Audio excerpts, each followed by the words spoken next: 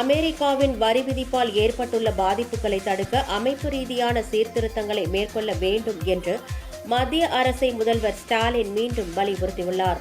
இது தொடர்பாக சமூக வலைதள பக்கத்தில் முதல்வர் ஸ்டாலின் வெளியிட்டுள்ள பதிவில், அமெரிக்காவின் 50% வரி விதிப்பு நடவடிக்கை தமிழகத்தின் குறிப்பாக பின்னலாடை மையமான திருப்பூரின் ஏற்றுமதி வர்த்தகத்தை பெரிதும் பாதித்துள்ளது எனவும், இதனால் ஆண்டுக்கு 3000 கோடி ரூபாய் வர்த்தக இழப்பு ஏற்படுவதுடன் பல்லாயிரக்கணக்கானோரின் வேலைவாய்ப்பும் பாதிக்கப்பட்டுள்ளதாகவும் கூறியுள்ளார்.